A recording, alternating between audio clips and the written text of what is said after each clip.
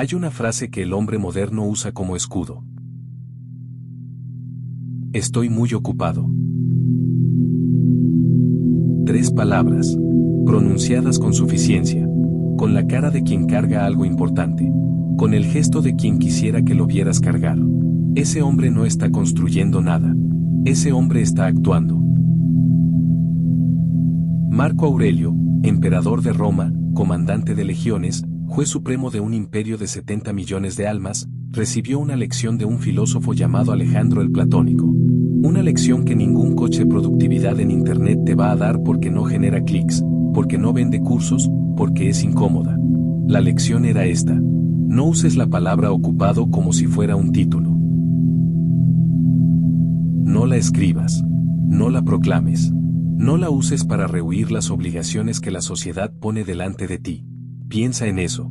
El hombre que gobernaba el mundo conocido tenía que recordarse a sí mismo, en sus notas privadas, en un diario que jamás pensó publicar, que no debía escudarse en sus responsabilidades para ignorar las de otros. ¿Y tú? ¿Tú que contestas 3 correos al día y le dices a tu familia que ando con muchas cosas? Aquí comienza el problema real. La ocupación falsa es un sesgo cognitivo conocido como la ilusión de productividad.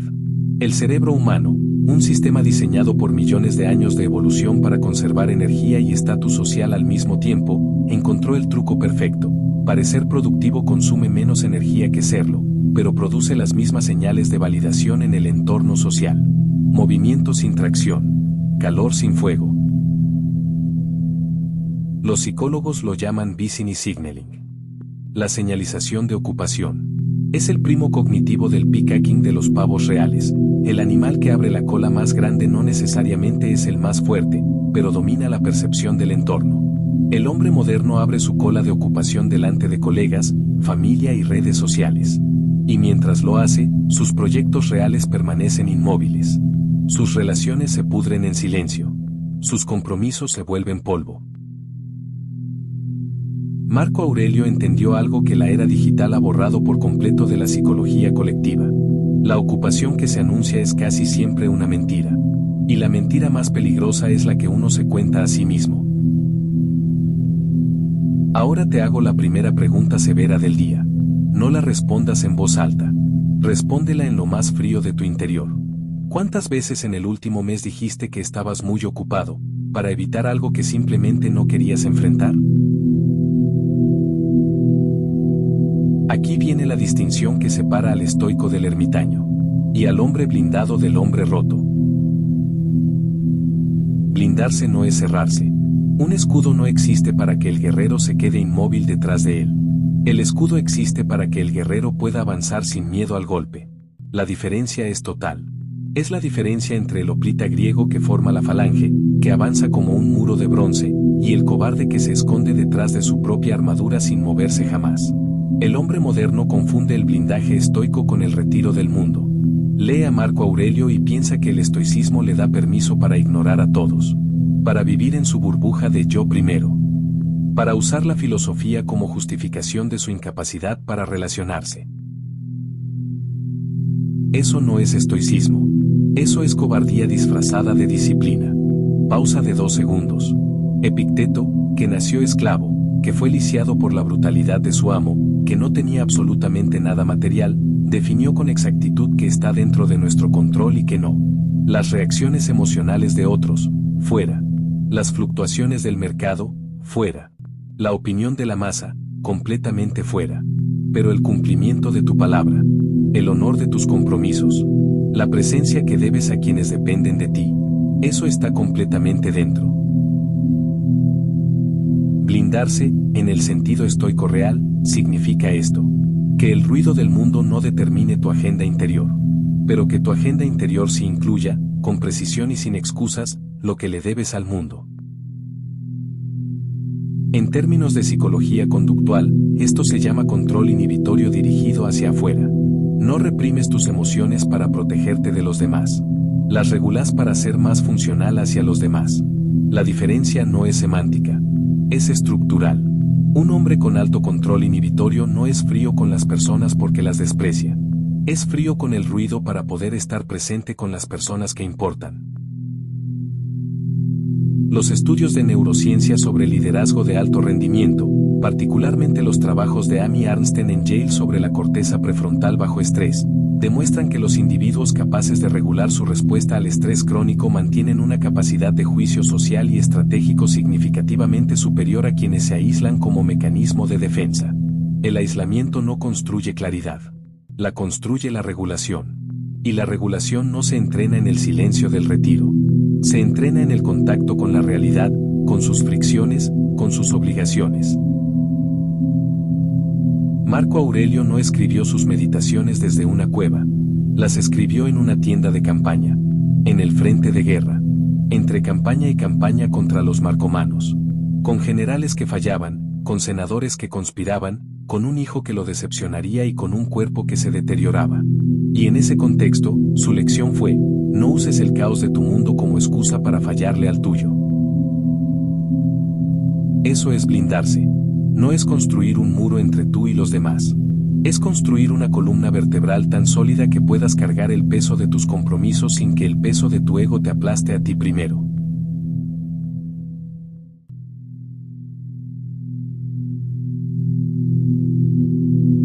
Un arquitecto romano no diseñaba un arco pensando en cómo se veía desde afuera. Lo diseñaba pensando en las fuerzas que lo atravesarían por siglos. El arco romano no es bello por accidente. Es bello porque cada piedra empuja contra las otras con exacta distribución de carga. Quita una sola piedra mal colocada y el arco colapsa. No mañana. Quizás en 20 años. Pero colapsa. Las obligaciones sociales que Marco Aurelio menciona en sus meditaciones no son sentimentalismos. No son cortesías de hombre blando.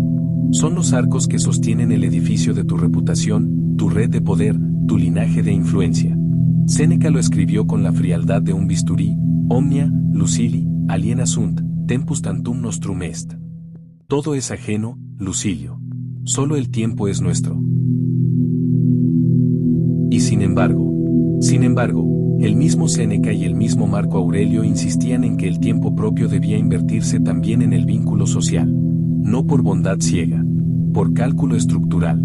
El estoico no evitaba las obligaciones sociales porque fueran incómodas.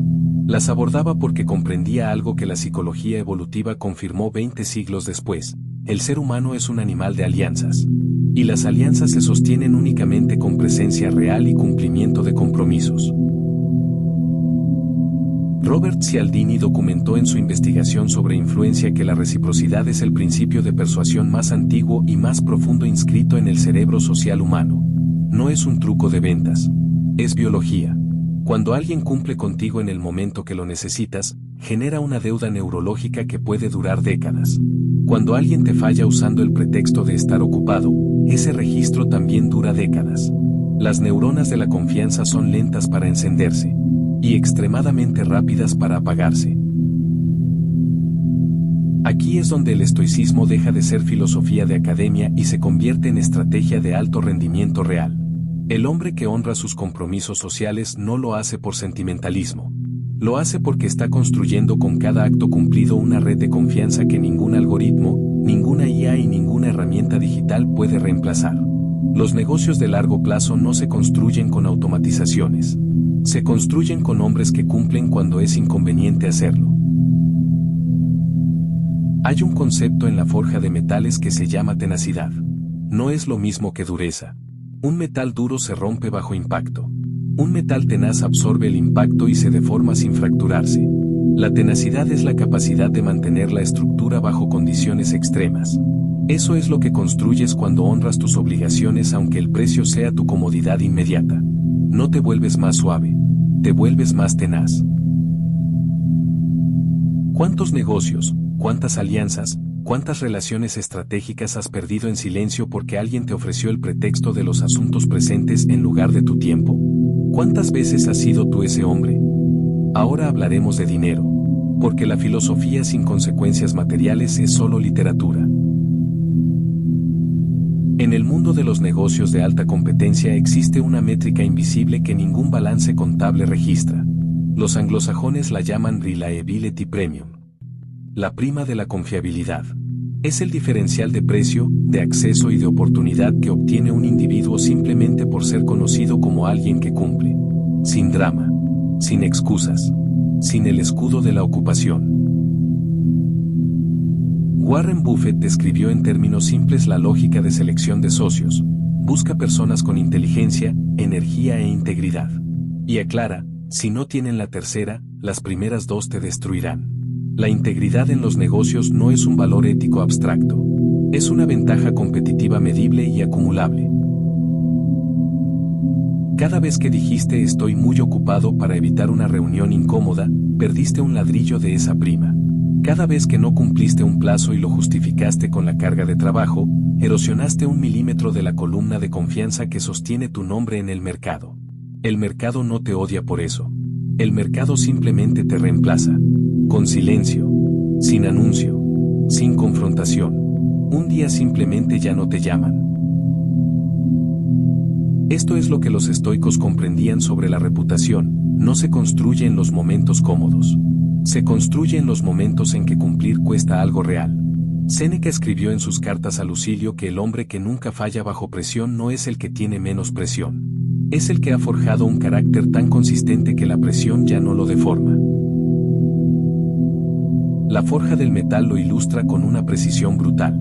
El acero no nace acero, nace hierro. Un metal blando, con demasiado carbono, quebradizo bajo estrés. Para convertirlo en acero, el herrero lo introduce en el fuego, lo lleva a una temperatura exacta donde las impurezas se separan, y entonces lo golpea. Repetidamente. Con fuerza calculada. El golpe no destruye el metal, reorganiza su estructura molecular. Cada impacto bien dirigido lo vuelve más denso, más homogéneo, más capaz de resistir la siguiente carga. Eso es lo que tus compromisos hacen contigo cuando los honras en condiciones difíciles. No te ablandan, te reorganizan.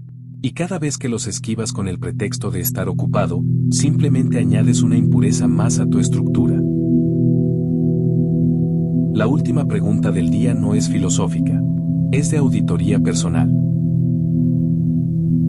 Si alguien revisara tu historial de los últimos 90 días, tus respuestas, tus plazos, tus presencias y tus ausencias, ¿encontraría el patrón de un hombre en quien se puede confiar? ¿O encontraría el patrón de un hombre que tiene siempre una razón muy elaborada para no estar? Terminaremos con estructura, no con inspiración, con protocolo. El estoicismo sin práctica diaria es entretenimiento intelectual. Marco Aurelio no escribía sus meditaciones para publicarlas. Las escribía como código de operación personal. Como el ingeniero que revisa antes de cada vuelo la lista de verificación. No porque dude de su capacidad, sino porque sabe que la complacencia mata más que la incompetencia. Primer principio operativo: audita tu lenguaje de ocupación. Durante los próximos 7 días, cada vez que vayas a decir estoy muy ocupado, haz una pausa de 2 segundos. Pregúntate, ¿esto es real o es un escudo? Si es real, comunica con precisión, no puedo el martes, pero puedo el jueves. Si es un escudo, identifica que estás evitando. El estoico nombra sus miedos antes de que ellos lo nombren a él. Segundo principio operativo: clasifica tus compromisos como un general clasifica el terreno. No todos los compromisos sociales son iguales. El estoico no da tiempo indiscriminadamente, eso es otra forma de debilidad. Hace una distinción fría. ¿Esta obligación fortalece la red que sostiene mis objetivos reales? ¿O es ruido social que solo consume sin construir? Cumple con precisión los primeros. Aprende a declinar los segundos sin drama y sin excusas vacías. Declinar no es fallar. Fallar sin aviso es fallar. Tercer principio operativo: construye una reputación de confiabilidad como activo financiero. Cada compromiso cumplido en condición adversa vale 10 cumplidos en condiciones óptimas. El mercado, de negocios, de relaciones, de influencia, no premia a quien cumple cuando es fácil. Premia al que cumple cuando tiene razones válidas para no hacerlo. Entiende eso. Pon precio a tu palabra. Y luego págala. Cuarto principio operativo: elimina la performance de la ocupación. Las redes sociales han creado un ecosistema donde la ilusión de estar ocupado genera más dopamina que estarlo. El hombre blindado no publica su agenda. No informa cuánto trabaja. No señaliza su esfuerzo para consumo externo. Trabaja. Cumple. Y el resultado habla cuando llega el momento en que debe hablar. El silencio productivo es la forma más avanzada de autoridad. El ruido de la ocupación es su opuesto exacto. Marco Aurelio aprendió esto de un filósofo. Lo anotó en la oscuridad de una tienda de campaña. Y lo practicó frente a senadores que lo despreciaban, en campañas que no quería pelear, en un trono que nunca buscó. No lo hizo para que lo admiraran. Lo hizo porque era el costo de ser el tipo de hombre que había decidido ser. Ahora te corresponde a ti decidir qué tipo de hombre vas a ser. No mañana. No cuando las condiciones mejoren. No cuando el tiempo esté de tu lado. Ahora. Eso es todo.